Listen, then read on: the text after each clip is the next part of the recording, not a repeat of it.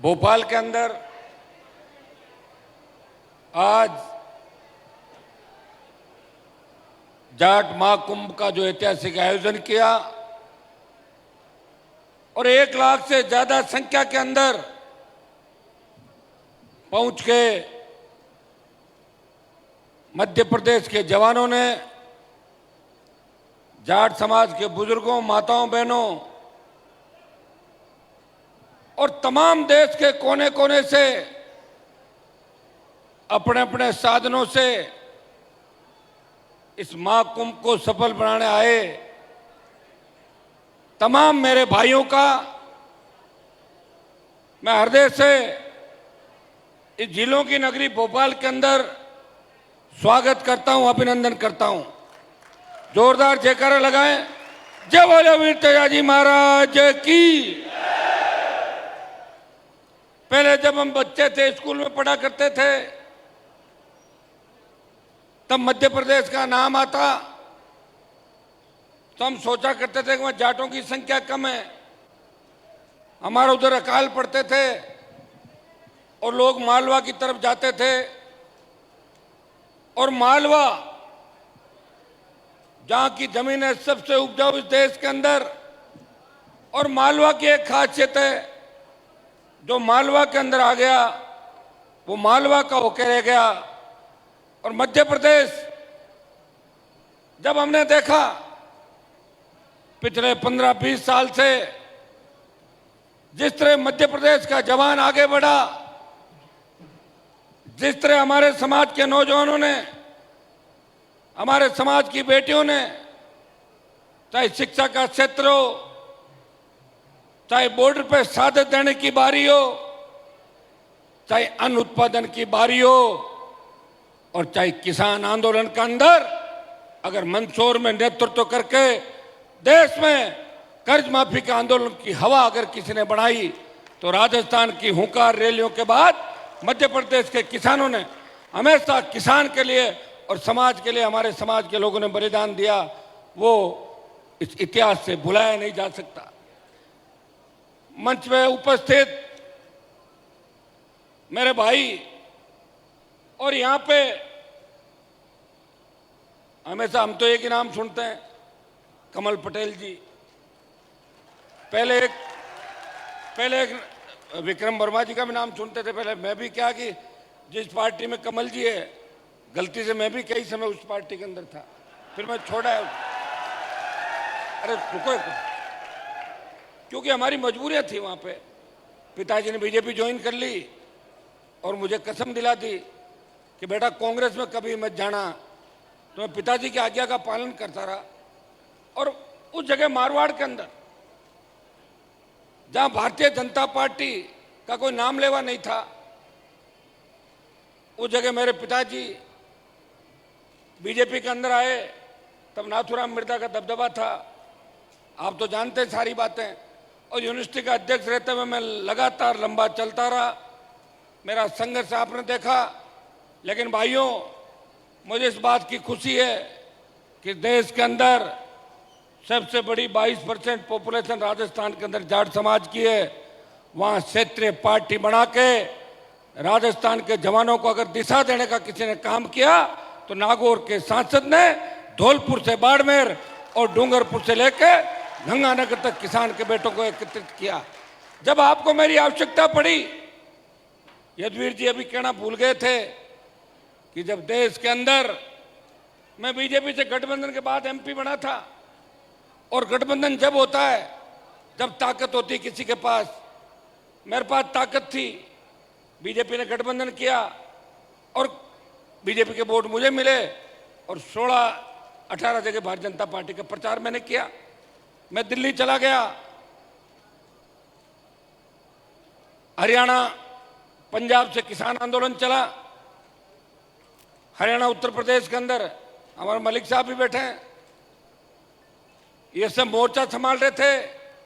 लेकिन लोकसभा के अंदर इस कौम के लिए अगर किसी ने कुर्बानी दी देश के अंदर, वो हनुमान बेनीवाल था, जिसने मोदी का साथ छोड़ के 70 दिन अगर सड़क पे कोई बैठा और नेशनल हाईवे NH 8 को जाम किया, वो मैंने ही किया था। ये बात भी यदुवीर जी, जब आप जाट समाज की बात करते हो तो इस बात को भी दोहराना आप हमेशा, क्योंकि आपकी बात मुझे अच्छी लगी,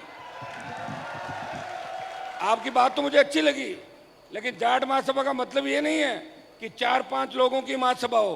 जाट महासभा का मतलब है कि समाज के उस प्रत्येक योद्धा की, चाहे वो किसी भी पार्टी में संघर्ष करे, किसी भी परिस्थिति में संघर्ष करे, और कौम पे जब संकट आए वो सबसे पहले आगे आए, उस व्यक्ति का भी नाम आपको लेना चाहिए। ये देखो, ये तो उत्तर प्रदेश से, इनको राजस्थान में राजनीति नहीं करनी। और मैं ऐसा व्यक्ति हूं कि अभी अभय सिंह जी चौटाला चले गए जो हरियाणा से थे, दो ही व्यक्तियों ने, एक तो मैंने सत्ता छोड़ी, कमल जी को पता है कि मैं दिल्ली के नंबर 1 और 2 के कितना करीब था, सिर्फ आपकी भावनाओं के लिए। मैंने कहा मेरे भाई सोशल मीडिया पे मुझे गालियां दे रहे, हनुमान तो मोदी गोदी में बैठ गए जाके, छोड़ो छोड़ो छोड़ो। मैंने कहा ये छोड़ा। और राजस्थान बॉर्डर पे मेरे आंदोलन को मीडिया ने कम इसलिए दिखाया, यदुवीर जी को तो पूरी कहानी पता है। मैं गया, हाईवे जाम किया, गृह मंत्री ने मुझे फोन किया, उस समय हमारा पूरा नाता रिश्ता टूटा नहीं था, मैं बीजेपी के अंदर था, और मैंने 10 दिन का अल्टीमेटम दिया। और जब 10 दिन का अल्टीमेटम दिया, उस अल्टीमेटम के दौरान अशोक गहलोत ने सोचा कि हनुमान आके बैठ जाएगा तो सारा पॉलिटिकल फायदा उसको हो जाएगा, तो कुछ लोगों को वहां पे बिठा दिया बॉर्डर पे आसपास। जब मैं 50,000 से 1 लाख की संख्या लेके वहां गया, तब मैंने देखा कि मेरे भाई आगे बैठे हैं। मैं समझदार नेता हूं, भाइयों के अंदर झगड़ा नहीं होने दिया। 300 मीटर दूर दूसरा तंबू लगा के बैठ गया था। ये तो आप इस बात को जानते हैं सारे, आप वहीं थे सारे सारे। और भाइयों, ऐसा है इस राजस्थान प्रांत में, मध्य प्रदेश के अंदर तो आपकी मजबूरी है कि अगर बीजेपी और कांग्रेस में नहीं रहो तो ऐसी परिस्थितियां नहीं है कि आप एमएलए एमपी बन जाओ। मैंने पूरे मध्य प्रदेश की एक एक चीज को देखा है। मैं धन्यवाद दूंगा कमल जी को कि किन परिस्थितियों में लड़े, और एक सीख भी दूंगा बड़े भाई है, जब अपने समाज के कार्यक्रम हो और कोई अपने विचार व्यक्त करे तो गुस्सा कम किया करो, सबको साथ लेकर चलना अपने को, क्योंकि यही वो जवान है जो अपने काम आते हैं और अपने जय जयकार करते हैं। घर में भाई भी नाराज हो जाते हैं। यदुवीर जी ने अच्छी बात कही कि हमें समाज की बात समाज के मंच पे करनी चाहिए। पॉलिटिकल बात अगर हम नहीं करें तो हम कोई पागल थोड़ी जो घूम रहे, क्यों घूम रहे भाई यहाँ पे, तो टाइम नहीं खराब हो रहा हमारा। मुझे बताओ, क्या मुझे मध्य प्रदेश से चुनाव लड़ना है क्या? मेरा 3 दिन का टाइम मेरा आने जाने का जाएगा, तो अगर तुम्हें संदेश ही नहीं दे के जाऊंगा तो मैं खाली थोड़ा ही बैठा हूँ, फालतू हूँ क्या? मैं आया हूँ मेरे भाइयों की मदद करने के लिए, हौसला अफजाई करने के लिए। लेकिन एक बात और कह के जा रहा हूँ, मैं मध्य प्रदेश के अंदर राष्ट्रीय लोकतांत्रिक पार्टी को चुनाव लड़ा के समाज में दरार पैदा नहीं करूंगा, ये कह देता हूँ। ये लोग कर दी ना बात हो। यदुवीर जी भी बैठे, उत्तर प्रदेश के चुनाव थे, मैं भी ओबीसी की तरह इनके चक्कर में चढ़ के खड़ी कर देता आरएलपी को, मिलता था हेलीकॉप्टर, घुमा देता जगह जगह। वोट किसके टूटते, वोट ये भी जानते किसके टूटते, लेकिन हनुमान बेनीवाल ने वो काम नहीं किया। हरियाणा के अंदर चुनाव थे, लोकसभा में गठबंधन में था, फिर भी भूपेंद्र हुड्डा और उनके बेटे के खिलाफ बीजेपी के नेताओं के कहने के बावजूद भी नहीं गया प्रचार करने। और ये तमाम लोग हनुमान को और उसके परिवार को हराने वहाँ उन जगहों पे आए। तो सौदा बराबर का होता है, एक तरफा नहीं होता। लेकिन मैंने हमेशा बलिदान दिया। मेरा पूरा इतिहास जब उठा के आप देखोगे कि राजनीति के अंदर कमल जी मंत्री बने, मैं भी बनता था 2003 के अंदर। मेरा कौन सा वसुंधरा, जमीन का झगड़ा तो था नहीं मेरा वसुंधरा से। 3 में मंत्री बनता, 8 में फिर बनता पाड़ा बदल के, 13 में फिर बनता, 18 में बनता और मोदी जी के साथ दिल्ली में बन जाता। भाइयों, किसान आंदोलन में अकाली चले गए, वो तो सत्ता का सुख भोगे हुए थे, मुख्यमंत्री से लंबे समय तक। क्या फर्क पड़ गया? देश की सबसे नई पार्टी राष्ट्रीय लोकतांत्रिक पार्टी, जो राजस्थान में बड़े बड़े नेता हुए, राजस्थान में 70 साल पार्टी नहीं बना पाए, कांग्रेस छोड़ी, भाजपा कभी लोक दल, कभी जनता दल, कभी दमकीपा, कभी बसपा, पार्टी बना के जो सबसे नई पार्टी थी, जब समाज को आवश्यकता पड़ी एक झटके में पार्टी छोड़ दी और NH 8 जो गुर्जर आरक्षण आंदोलन के समय भी बंद नहीं हुआ था उसको बंद किया हनुमान बेनीवाल। और दूसरे आपके हरियाणा के अंदर जिस व्यक्ति ने MLA से इस्तीफा दिया, अभय सिंह चौटाला यहाँ बैठे थे, उन्होंने भी बड़ी कुर्बानी दी। अगर वो चुनाव हार जाते तो 3-4-5 हजार से जीत हुई। तो जो व्यक्ति कुछ करता है, लड़ता है, उसको समाज हमेशा याद करता है। मैं तो आपसे यही कहना चाहूँगा सबसे कि कोई बीजेपी के अंदर बैठ के अपने समाज का भला कर रहा है, कोई कांग्रेस में कर रहा है, कोई RLP में बैठा, मैं तुम्हारी कम से कम ताकत तो बनाऊं जवानों की देश के अंदर, मैं वहाँ बैठा हूँ। कोई व्यक्ति अपना बॉर्डर पे रखवाली कर रहा है, कोई जम्मू कश्मीर में कर रहा है। अपने मतभेद हो सकते हैं, मनभेद नहीं हो सकते। अभी जो मुख्यमंत्री ने यहाँ कुछ घोषणाएं करी और ये आपके तेजाजी कल्याण बोर्ड का गठन किया, तो मैं धन्यवाद दूंगा मध्य प्रदेश के मुख्यमंत्री का और कमल जी का विशेष रूप से कि ये मुख्यमंत्री को सिखा के लाए और घोषणाएं कराई। यहाँ अच्छा क्या, चुनाव का टाइम है और ये भी कहा होगा कि 1 लाख बैठे हैं यहाँ पे, सारे साधन संपन्न है और वो भी किसान वर्ग से आते हैं मुख्यमंत्री, OBC के व्यक्ति है। अपने समाज के प्रति मेरे हिसाब से तो उनकी भावनाएं ठीक है, ठीक बात करके गए। ये वीर तेजाजी कल्याण बोर्ड का गठन किया, तो इसमें कमल जी फिर अध्यक्ष भी किसी तेजाजी के भक्त को ही बनवाना आप। हाँ, एक मंत्री का दर्जा और मिल जाएगा। एक तेजाजी महाराज के निर्वाण दिवस तेजा दशमी पर 1 दिन का जो अवकाश किया, उसके लिए भी आप बधाई के पात्र हो। क्योंकि ऐसा है, करेंगे तो वही जो सरकार के अंदर होंगे। लोकतंत्र के अंदर 2 ही लोगों की चलती है, या तो सत्ता की चाबी हो, अपने लोगों का भला कर लो, या जनता की ताकत हो, सरकार को झुका दो। जनता की ताकत से भी अपन प्रयास कर रहे हैं। देश में प्रधानमंत्री जी को अगर किसी ने झुकाया देश के अंदर, तो किसान आंदोलन के अंदर देश का किसान, और अगुवाई किसने की? जाट समाज ने अगुवाई की और हमारे जैसे लोगों ने कुर्बानियां दी। कई लोग, कई महिलाएं, 1000 लोगों ने शहादत दी। तो भाइयों, उसके बाद 3 कृषि बिल वापस हुए थे। तो ये तो इतिहास है। इसलिए अपनी कौम के इतिहास की बात करना कोई पॉलिटिकल बात नहीं होती। हमारे भाई जो हुड्डा जी ने गीत प्रस्तुत किया था, मैं इनके सुनता रहता हूँ। उस समय चूंकि मैं हरियाणा में राजनीति नहीं करना चाहता, इसलिए आपका नहीं तो वो दोनों तीनों टीकरी बॉर्डर और जो 2-3 बॉर्डर थे वहाँ भी नहीं गया। मुझे पता था वहाँ तो हमारे एक बार हमारा समाज का CM बन जाए वही बहुत है। 15-15, 20 तो CM के दावेदार पहले से ही बैठे हैं। इसलिए मैं कहीं ऐसी जगह जाके अपना समय नहीं खराब करता और अपने लोगों को मदद करता हूँ। और इसीलिए देश का नौजवान हनुमान बेनीवाल से प्यार करता है। एक बात लोग और कहते हैं, लोग कहते हैं हनुमान बेनीवाल तो नौजवानों को खराब कर रहा है। आप ये बताएं, अगर मैं ही नौजवानों को खराब कर रहा हूं तो उस देवता के दर्शन करवा दो जो नौजवानों की नेतृत्व करा, उसके मैं दर्शन कर लो जरा को आदमी कौन। भाइयों, जब अग्निपथ आया था देश के अंदर, इस लोकसभा के अंदर, कांग्रेस पार्टी ने अग्निपथ का विरोध नहीं किया। वोट के लिए आ जाएंगे कांग्रेस के लोग आपके बीच। मैं उस दिन था लोकसभा के अंदर, मैंने कांग्रेस के लोगों से बात करी। मैंने कहा अग्निपथ के मामले में आप लोग भी साथ रहो। मैं तो एक हूं अंदर भाई, संख्या तो दूसरे दलों की ज्यादा है। तो कांग्रेस वालों ने कहा हम भी अग्निपथ की बात करेंगे। और जैसे ही लोकसभा चली, इतने में कांग्रेस वाले दूसरी तख्ती लाए और मेरे हाथ में थी अग्निपथ, वो लाए ED की कार्रवाई बंद करो, सोनिया पे भ्रष्टाचार का आरोप कम करो। तो चले गए। अकेला व्यक्ति पार्लियामेंट में लड़ रहा है। मेरे परिवार तो कोई सेना में नहीं है, लेकिन मुझे लड़ना था देश के जवानों के लिए। आज इतिहास उठा के आप देखोगे कि आजादी के आंदोलन से लेकर 62, 65, 71 कारगिल की लड़ाई के अंदर अगर सबसे ज्यादा शहादत किसी कौम ने दी, हमारी कौम ने दी। अग्निपथ का सबसे बड़ा अगर नुकसान होगा, हमारी कौम का होगा। इसलिए भाइयों, हनुमान बेनीवाल के मन के अंदर इस कौम के प्रति पीड़ा है।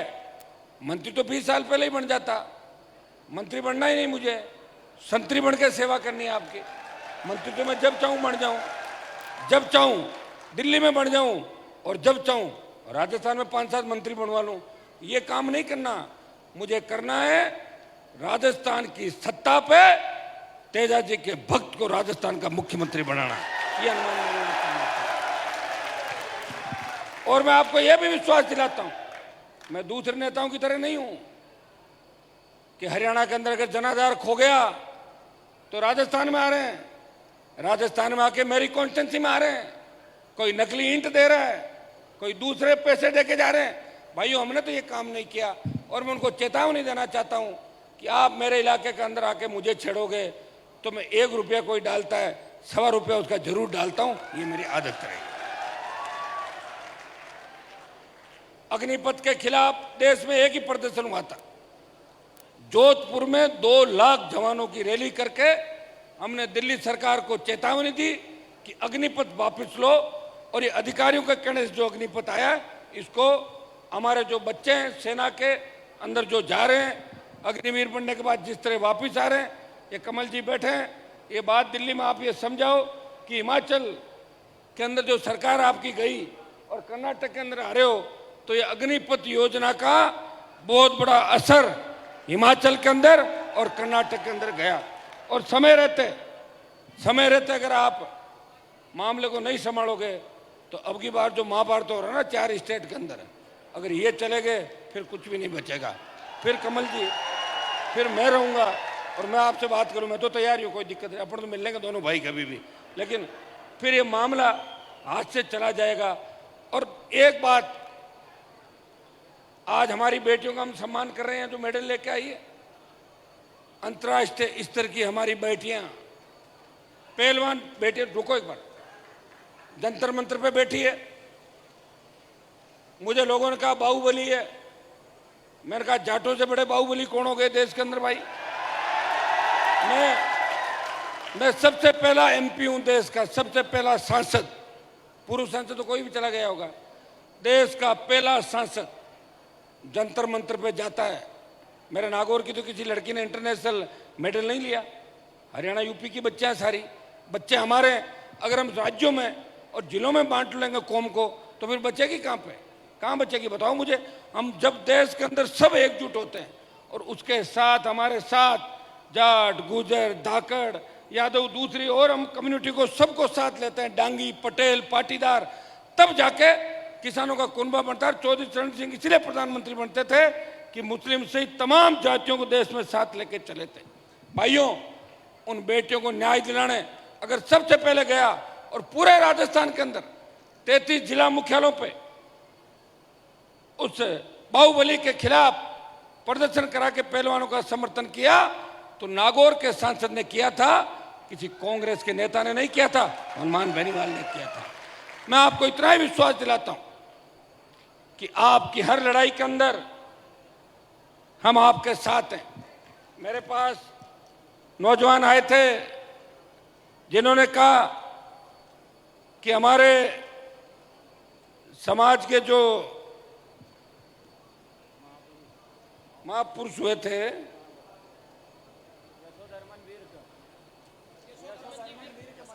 यशोधर्मन विर्क, वो जाट राजा थे और उनके नीचे शायद दूसरी जाति लिख दी। तो मंत्री जी आप भी बात करें, चुनाव का टाइम है, मैं भी दिल्ली वालों को आंख दिखाऊंगा, तो मेरे हिसाब से चुनाव के टाइम मामला बैठ सकता है। कम से कम हमारा राजा तो छीन के कोई दूसरा नहीं ले जाए, तो राजा तो हमारे जो है उनको रखो। भाइयों, पानीपत मूवी के अंदर आपने देखा होगा, जब पानीपत मूवी के अंदर महाराजा सूरजमल के इतिहास के साथ छेड़खानी की गई तो लोकसभा के अंदर पोस्टर जला के फेंकने वाला कोई सांसद था, वो नागौर का सांसद था, और पानीपत मूवी से तमाम दृश्य हटाए सारे सारे। हरियाणा के अंदर मलिक साहब भी थे उस आरक्षण आंदोलन के अंदर, लेकिन 4.5 साल से अभी मैं मंच पे एक ही पीड़ा जाहिर कर रहा था कि साहब मुझे कोई देश में तो चुनाव लड़ने नहीं है, मेरा तो एक मिशन है। राजस्थान में क्षत्रिय पार्टी की लंबे समय से डिमांड थी, राजस्थान में क्षत्रिय पार्टी नहीं बनी, हरियाणा में क्षत्रिय पार्टी भी बनी, हमारे समाज के सीएम भी रहे, यूपी में सीएम रहे और यूपी के प्रधानमंत्री रहे, दिल्ली के सीएम रहे, लेकिन राजस्थान में सीएम नहीं बना। 50-52 विधायक हुआ करते थे, आज भी 38-40 एमएलए, और 38-40 में से अगर 20 किसी की वजह से एमएलए है, वो हनुमान बेनीवाल की वजह से, जिनको जिताया राजस्थान के अंदर। पार्टी के वोट बैंक की अगर चिंता करता तो वोट बैंक तो मेरा बढ़ जाता, 9 लाख से 17-18 लाख हो जाता, लेकिन अपने एमएलए घट जाते। मैंने मेरे समाज के साथ साथ कई शेड्यूल कास्ट के विधायकों की, अन्य पिछड़े हमारे जो गुर्जर समाज के भाइयों की, उनकी भी मदद की। और आपको पता होगा जब 2018 के अंदर राजस्थान में मुख्यमंत्री का चयन हो रहा था, एक एक विधायक सपोर्ट के लिए जा रहा था, तब सचिन पायलट ने मुझे कहा कि हनुमान जी, अगर आप अपने तीनों विधायक मुझे देते हो तो मैं सीएम बन सकता हूं। मैंने प्रेस कॉन्फ्रेंस करके कहा कि जाट भी तेजाजी की जय बोलते हैं और गुर्जर भी तेजाजी की जय बोलते हैं, ये हमारे भाई है, पायलट को सपोर्ट करता हूं। अगर ऐसा कोई कह सकता है मुझे बताएं। ये हम वो हैं जो कहते हैं वो करते हैं। पॉलिटिकल माइलेज लेने की हमें कोई आवश्यकता नहीं। हमारा संघर्ष सबके सामने, एक व्यक्ति लड़ाई लड़ रहा है। मेरे पिताजी कोई मुख्यमंत्री नहीं थे, मेरे दादाजी कोई दिल्ली के नेता नहीं थे, हाँ विधायक जरूर थे। एक गांव की स्कूल से पढ़ के विश्वविद्यालय की राजनीति से विकट विपरीत परिस्थितियों में तमाम समाज के बड़े लोग जिसके खिलाफ रहे हो राजस्थान के अंदर, उनसे निकलता हुआ एक व्यक्ति सत्ता को ठोकर मारते हुए आगे बढ़ता है और देश के प्रधानमंत्री का साथ छोड़ के 70 दिन अगर कोई एमपी सड़क पर बैठता है किसान और समाज के लिए, वो नागौर का सांसद है जो अपने भाइयों की दुख तकलीफ को समझता है। भाइयों, हजारों ऐसे उदाहरण होंगे इस राजनीति के अंदर। राजस्थान के अंदर जिस तरह नौजवानों को लड़के उनको लड़ना सिखाया। मैं यूनिवर्सिटी का अध्यक्ष था, मुझे पता है कि हमारे बाहुल्य जो जिले थे वहाँ लोग ज्ञापन देने के लिए जाते थे, एक हेड कांस्टेबल आता था। अब हमारी जब मर्जी हो बुला लो डीजी को सड़क पे, चीफ सेक्रेटरी को बुला लो, आईजी को बुला लो, घुस जाते हैं लोग कार्यालयों के अंदर। ये लड़ना सिखाया नौजवानों को राजस्थान के अंदर। वो लड़ना किसने सिखाया? हनुमान बेनीवाल ने सिखाया। और मेरा कोई अगर बिजनेस होता, मैं कोई गलत काम करता, तो निश्चित रूप से ईडी और सीबीआई और सीआईडी मेरे घर पे भी आ जाती। आप अच्छी तरह इस बात को जानते हो। हनुमान बेनीवाल संघर्ष कर रहा है आपके लिए। मैंने एक घोषणा इसलिए की कमल जी यहाँ पे कि कल को आप ये सोच लो कि चुनाव का टाइम है कि हनुमान जी को तो यहाँ चुनाव आरएलपी को नहीं लड़ना, वैसे लोग लड़ा सकते हैं, पॉलिटिकल पार्टियां कहीं भी उम्मीदवार खड़े कर सकती है, लेकिन मुझे चिंता है मेरे समाज की, मेरे भाइयों की, कि मैं अगर मध्य प्रदेश, हरियाणा, यूपी या दूसरी जगहों पे कैंडिडेट लड़ाऊंगा तो मेरे समाज का और किसानों का नुकसान होगा। इसलिए मेरा उद्देश्य सिर्फ राजस्थान है और राजस्थान के अंदर मैं विश्वास दिलाता हूं कि इस बार जिस तरह नौजवानों की भुजाएं फड़क रही है, जिस तरह तेजाजी के भक्त राजस्थान पे सड़कों पे निकले, इस बार मुकाबला कांटे का होगा। कांग्रेस तीसरे नंबर पे चली जाएगी और मुकाबला राष्ट्रीय लोकतांत्रिक पार्टी और भारतीय जनता पार्टी का राजस्थान के अंदर होगा। इस बात को आपको ध्यान में रखना। मैं ये तो नहीं कहूँगा चुनाव आपका साथ साथ है, यहाँ आप अपने हिसाब से काम करें, लेकिन राजस्थान में मेरा ध्यान जरूर रखना, क्योंकि आप अगर मेरा ध्यान रखोगे तभी मैं जयपुर और दिल्ली के अंदर आपका ध्यान रख पाऊंगा। भाइयों, आज कुछ हमारी जो डिमांड थी, कुछ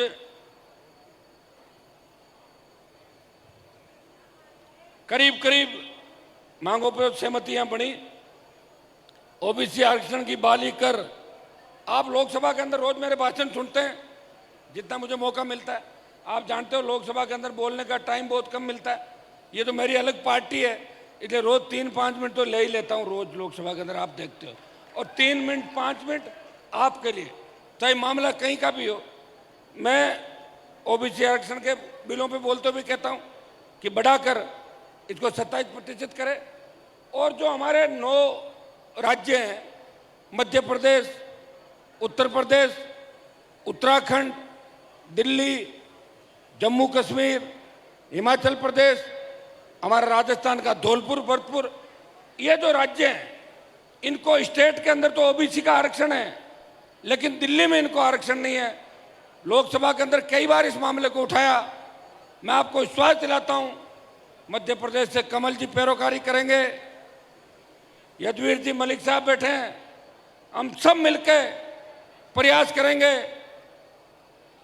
जब वचन ये कहने के दिया है बीजेपी के नेताओं ने उस समय कि भाई आरक्षण देंगे, तो ये चुनावी साल है, जो मानसून सत्र होगा इसमें पुनः मैं भी पुरजोर तरीके से लोकसभा का जो हमारा हाउस के अंदर जहां हम बात रख सकते हैं, जो प्लेटफॉर्म है हमारा, उसमें पुरजोर तरीके से बात को उठाएंगे। आवश्यकता पड़ी सड़कों पे उतरेंगे, आवश्यकता पड़ी दिल्ली को घेरेंगे। तमाम जो राज्य हमारे बचे हुए हैं उन तमाम राज्यों के जाटों को दिल्ली में आरक्षण मिलना चाहिए। मैं तो दिल्ली के अंदर ये भी बात उठाई थी कि सिद्ध समाज और विश्नोई समाज जो हमारे ही भाई हैं, कोई 400 साल पहले जाट समाज से निकल के गए, कोई 450 साल पहले गए। जट सिख हमारे भाई हैं, जो धनावंशी स्वामी हैं, इन सब लोगों से जिनसे हमारा खून का रिश्ता है, इन लोगों को भी स्टेट के अंदर ओबीसी का आरक्षण है राजस्थान और दूसरे राज्यों में, तो उनको केंद्र में आरक्षण मिलना चाहिए। ये लोकसभा के अंदर रोज आप इस बात को सुनते हो कि एक व्यक्ति जो लोकसभा में बैठा रहता है और रात की 12 बजे तक इंतजार करता है कि कब मेरा बोलने का नंबर आए और कब मैं मेरे भाइयों के लिए, किसानों के लिए, मेरे समाज के लिए, शोषित पीड़ित तबके के लिए आवाज़ उठाऊं और बात करूं। मुझे खुशी है कि आज आपने मध्य प्रदेश के अंदर 1 लाख की संख्या में इकट्ठे होकर देश के अंदर संदेश दे दिया कि देश की सरकारें, राज्य की सरकारें सुन ले कि हमारे हितों पर अगर कुठाराघात हुआ तो हम बर्दाश्त नहीं करेंगे, और हमसे अगर मिला के चलोगे तो साथ देने में भी जाटों का कोई मुकाबला नहीं। प्रधानमंत्री जी को 2 बार अगर प्रधानमंत्री बनाने में सबसे ज्यादा किसी कौम की भूमिका है तो जाट कौम की है, जिन्होंने एक तरफा उत्तरी भारत के अंदर मतदान करके मोदी को सत्ता के शिखर पर बिठाया था। लेकिन जाट अगर किसी के खिलाफ भी हो जाता है तो इंदिरा गांधी को भी उतार दिया था और कई लोगों को उतार दिया। आपने देखा होगा कि देश के अंदर 2 आंदोलन हुए बड़े। राजस्थान में गुर्जर आरक्षण आंदोलन हुआ, बेहतर गुर्जरों ने शहादत दी, और उस शहादत के बाद देश में बात चली कि गुर्जरों से बड़ा आंदोलन नहीं हो सकता। लेकिन उसके बाद जब हरियाणा का जाट अपने आरक्षण आंदोलन की लड़ाई लड़ रहा था, और भाइयों उसका लाइव टेलीकास्ट मैंने देखा टेलीविजन पे, कई जो लोग थे वहां उन्होंने आंखों देखी बताई कि मिलिट्री भाग गई थी, और ऐसी लड़ाई या तो महाभारत के अंदर हुई थी या हरियाणा के जाट आरक्षण आंदोलन के अंदर जाट नौजवानों ने सरकार के छक्के छुड़ा दिए थे। हम उस कौम से आते हैं जिस कौम ने कभी झुकना नहीं सीखा, जिस कौम ने मोहम्मद गोरी गजनी से लेके कईयों के छक्के छुड़ाए, जो कौम दिल्ली पे राज कर चुकी है, जिस कौम के विद्रोह से हमेशा इतिहास हटा पड़ा है, जो कौम किसी के भी अन्याय के खिलाफ, अन्याय करने वाला कोई हो, अगर उसके खिलाफ सबसे पहले खड़ी होती है तो ये कौम खड़ी होती है। हमें इस बात का ध्यान रखना है, जोश रखना है, लेकिन जोश में होश भी रखना है।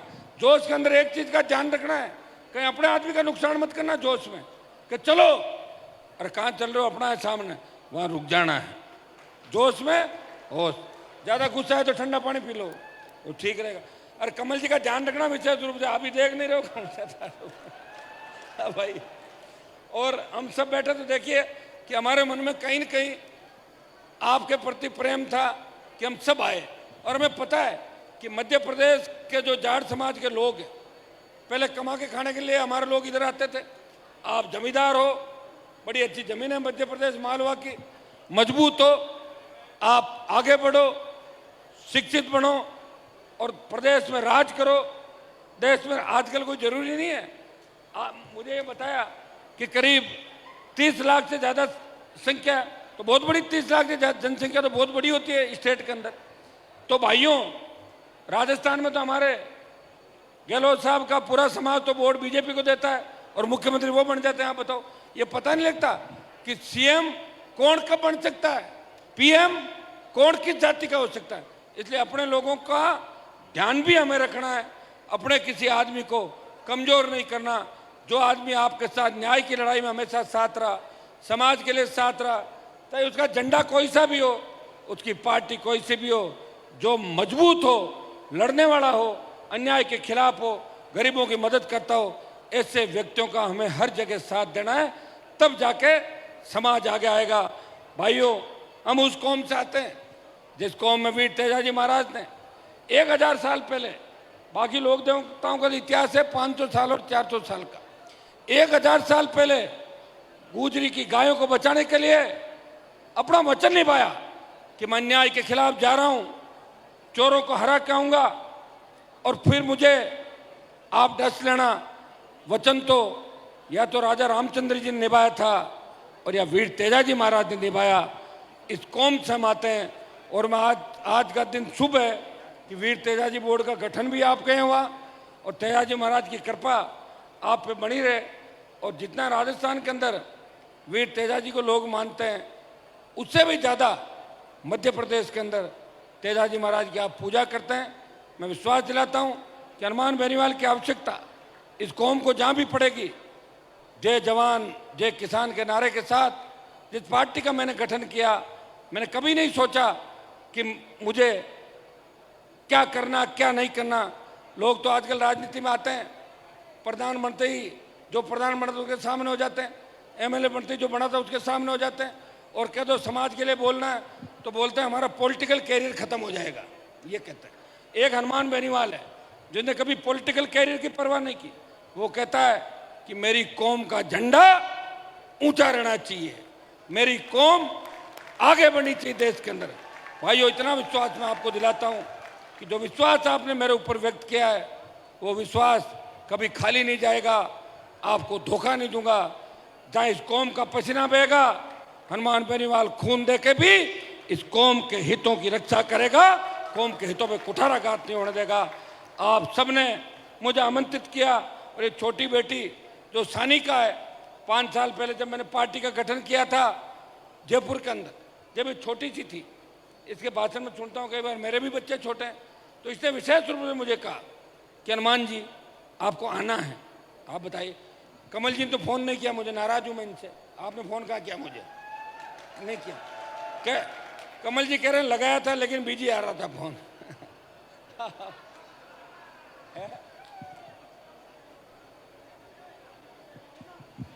समाज के लोग, मुझे पता है, आप उसमें टांग खिंचाई बंद करें, करोगे कि नहीं करोगे?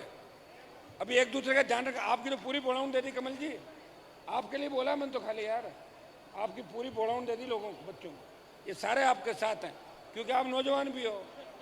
और यदुवीर जी ने जोरदार बात कही, इस बात का भी देखिए सब लोगों ने समर्थन किया कि हमारे समाज के मंचों पे अगर हम हमारी बात नहीं कह सकते, देखिए अपने अपने विचार है, कोई कांग्रेस विचारधारा का आदमी छोटी सी बात कहते अपनी कांग्रेस की, कोई दूसरी कहते, लेकिन अपने लोगों को सुनने की क्षमता भी रखनी चाहिए, कहने की क्षमता भी रखनी चाहिए। तो जो आज का कार्यक्रम हुआ, ये ऐतिहासिक कार्यक्रम है, यहाँ आप लोग मिलजुल के रहें, साथ रहें।